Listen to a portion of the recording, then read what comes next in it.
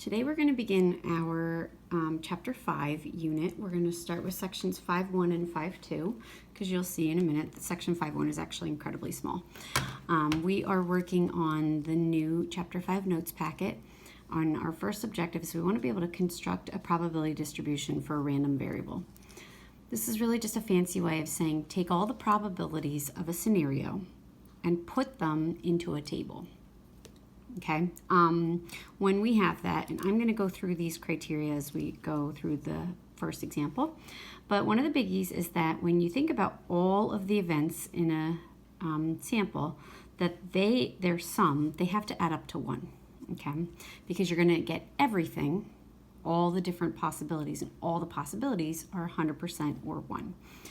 The other thing is that you need to make sure that your probabilities are always between 0 to 0, 1 or equal to 0 and 1, okay? You can't have any negative probabilities, even though your sum would add up to 1. If there's a negative, then no, that doesn't work because negative probability is impossible.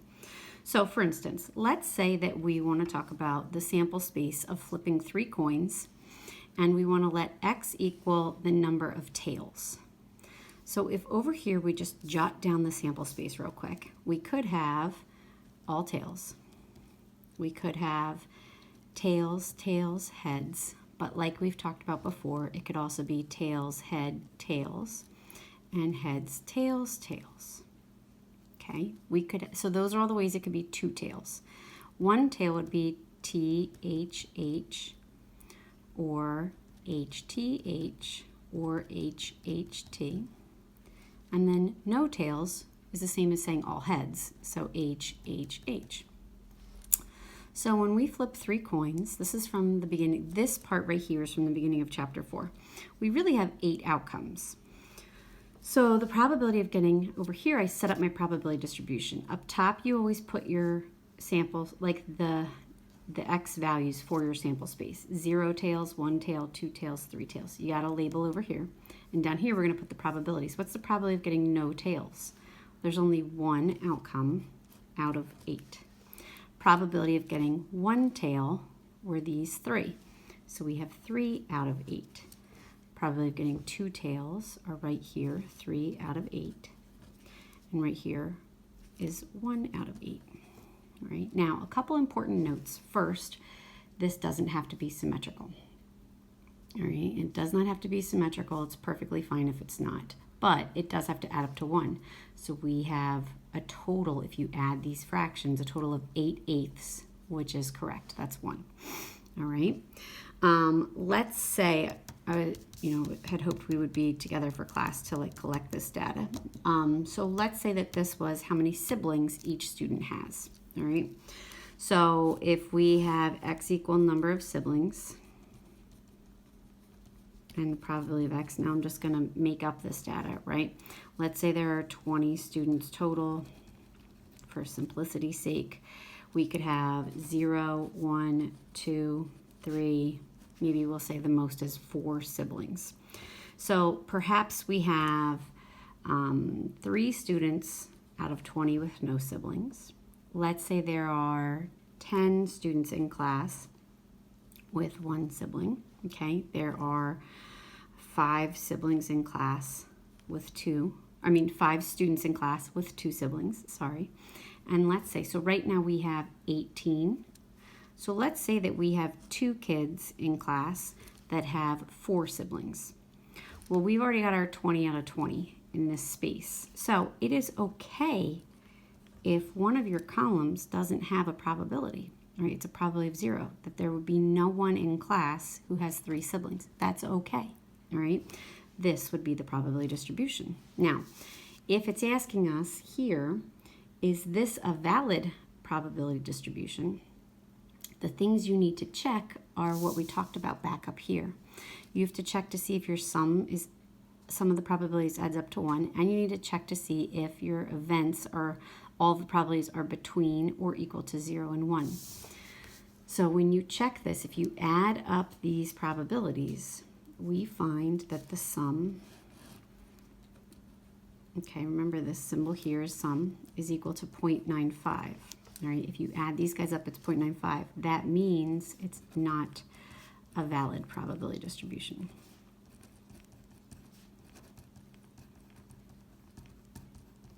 Okay, so that's literally all of section 5.1, which is why we're going to do the beginning of section 5.2 today as well. So what we want to tackle next is we want to tackle finding the mean, variance, and standard deviation and your expected value for a discrete probability distribution. We want to take this table and we want to find the mean, the variance, and the standard deviation. Here are your formulas. All right. I've put boxes around the two that are on your formula card. All right. Remember, the mean is your average. And right now you might be saying, oh, this looks like a lot of symbols. And yes, it is a lot of symbols. But as we go through our first example, I will break down these formulas for you as we're going through them. It's important to note or remember that your standard deviation is equal to the square root of your variance. All right, so you guys are going to find the average, the mean, and you're also going to find your variance using the formula. And then once you find your variance, to find the standard deviation, you just take this answer and you plug it, square root it. And that's all you need to do. So I'm going to break these down as we cruise through the first problem and as we cruise through the second problem. All right, so right here we've got this example. I've written down those two formulas from before. All right, and I want to first start with going through this problem. So imagine selecting a U.S. high school student at random. We want to define the random variable x to be the number of languages spoken by that randomly selected student. The table below gives the probability distribution of x based on a sample of students from the U.S. Census at school database. So there's a 0.63 probability that a student speaks one language. There's a 0.295 probability that a student speaks two languages. There is a 0.002 probability that a student speaks 5 languages.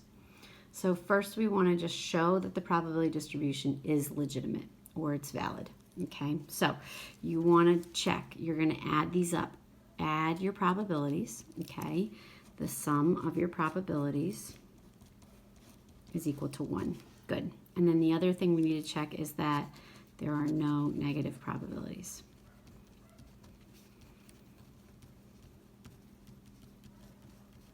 All right. If we want to find the probability of 3 or more languages, this table has made it kind of easy since it's nicely organized now. 3 or more languages is here, here, or here. So to find this probability, we can literally just add those 3 numbers together. 0.065 plus 0.008 plus 0.002, and we're going to get 0.075. All right, I just added these 3 probabilities together. Now, let's go through that mean, variance, and standard deviation. You're going to want to write small. You're going to have a couple different things in this space. All right. Your mean, the formula is you take the sum of x times p of x. So if you note in here, this is your x row, and this is your p of x row. So you're going to take each x and multiply it with its probability, plus this x times this probability, plus this x times this one, plus this times this, plus this times this. That's what this is telling us to do. So I'm going to have 1 times 0.630 plus 2 times 0.295 plus 3 times 0.065 plus 4 times 0.008 plus 5 times 0.002. Okay, remember, you guys can add whatever notes you want on your note paper. So if it made sense of what I just said, find a way to jot that down as a note. You just multiply, plus, multiply, plus, multiply, and go on. This would be your mean. Now, in your calculator, you're literally going to type this in one shot, okay? So you're going to type in 1 times 0.63 plus 2 times, where'd it go? I just covered it up, 0.295 plus 3 times 0.065. You might be saying, Ms. McMichael, why are you doing this? We can do this on our own. I'm going to show you in a minute why I'm writing it out for you. Plus 5 times 0.002. Bloop. And we should be getting 1.457, which means that we can expect the average student to speak 1.457 languages. Now, I know it's you're fluent in one or you're not, but we can have an average that's a decimal number of languages. Now, for your variance, sorry, this should have a square here. For your variance, we need to notice, see how these are really similar? Okay, except it goes from x to x squared. So we're still going to take the same idea of multiply plus multiply, but we're going to do 1 squared times 0.63 plus 2 squared times 0.295 plus 3 squared times 0.065 and so forth. So our variance is going to be 1 squared times 0.630 plus 2 squared times 0.295 plus 3 squared times 0.065 plus 4 squared times 0.008 plus 5 squared times 0.002. But here's the key, is that it's also minus mu squared. You can't forget to do minus the mean that we just found squared. So whatever kind of highlighting or circling you need to do from the past 16 years of teaching Prep Stat, this is forgotten all the time, okay? And people just do that and stop. So the reason why I showed you in my calculator how to do that, and I hope you guys remember how we've done this before, is you can go up twice, and you'll see how now that's highlighted. If you press enter, you can go back and just add the squares if you'd like. Now, if you don't feel as though this is efficient, you can just type it in from the start, but you want to type this in one shot. So it's 1 squared. Technically, you don't need to do that because 1 squared is 1. 2 squared. You can also just change it to be the number that it's supposed to be, right? 4 squared is 16, so you could just put in a 16. 5 squared, and then come over here and do minus 1.457 squared. And there you go. That is your variance. So we typed in this whole line, and we get our variance answer to be 0.4502.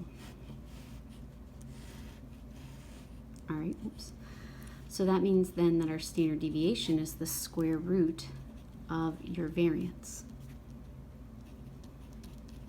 And there's your standard deviation answer. Okay, so yes, of course, let's do this again. And this time we've got a box, pretend like I have a shoe box, and it's got 2 $1 bills in it, 3 $5 bills, a $10 bill, and 3 20s. And I just walk around the hall, and it's a magic box that replenishes itself with money, okay? And I just walk around and I let kids pick a bill. You know, close your eyes, pick a bill, keep it, all right? And then it replenishes. Close your eyes, pick a bill, keep it. And we're just giving away money, okay? So I've set this up, the basic start of my probability distribution, as up top I'm gonna put the value of the bill, a $1 bill, a 5, a 10, a 20. All right, and at the bottom, now we're going to have the probabilities of that happening. This box has a total of 9 bills in it. There are 2 $1 bills, so this is a 2/9 probability. There are 3 $5 bills, so this is 3/9. There's 1 $10 bill, and then there are 3 $20 bills. Now, yes, I know that this is a third and this is a third. And usually your math teachers are always telling you, simplify, simplify, simplify. In these problems, I'm going to recommend not to simplify, because when you don't simplify, it's easier to visually do a quick check to make sure you have this adding up to 1, all right? Because they all have the same denominator. When you add your numerators, you go, yeah, I've got 9/9, check, that's what we want, all right? So here's my probability distribution. Now let's set up the mean, the variance, and the standard deviation. The mean, we're going to have x times its probability plus x times its probability plus x times its probability plus x times its probability. Okay, go ahead, put this in your calculator. So I know sometimes fractions throw people for a loop, right? We're gonna have, sorry, I'm trying to figure out where there's not a glare from my light. We're gonna have 1 times, you do 2/9 close plus 5 times 3/9, oops, I didn't hit the divide, close, plus 10 times 1/9 plus 20 times 3/9. Okay, now if you just press enter, it's going to give you a fraction. So this is where it's better, since we're talking about money and we want an average. I'm going to press the decimal key, the period key, before I press enter, and that just switches it right over to decimals. Oh, it didn't let me do that. Hang on. So maybe we need to, oh, hang on. Come on. We'll hit backspace. There we go, 29/3. So if you do 29/3, period, now you can do it. It switches it over. So, because 29/3 doesn't make sense as a monetary value, right? And we're talking about the average of the bill. Okay, we want to find the value of your bill. So we got 9.67, which is money. So on average, you can expect to gain $9.67 every time you pick a bill. So if I had this magical replacing box, money replacing, and I let you guys pick from it every day of the year, there are some days you're going to get the $1 bill, but there's some days you're going to get a more expensive bill. But over time, the average of all the bills you would take out of the box, you would expect it to be $9.67.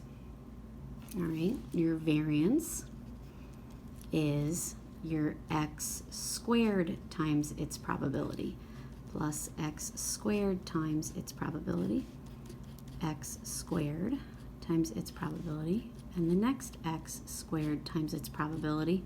What's the big, huge deal to not forget?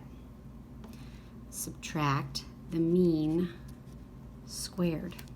Don't forget to do this piece.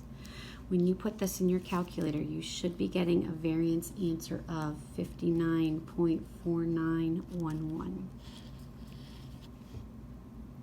Okay, standard deviation, how do we find that? It's the square root of your variance. The square root of 59.4911, I got 7.713. Okay, so what I want you to do is I actually want you to test this problem on your own. Okay, example 6. Set it up on your own. Find the mean, the variance, and the standard deviation. If you're a little leery, maybe do it in pencil, or if you want to throw it on a separate sheet of paper. So pause the video, do that problem, and then you're going to unpause the video, and you're going to check your work on here. Okay, and these should be your answers. And of course, we will definitely 100% talk about this more and practice more in class. Good job today.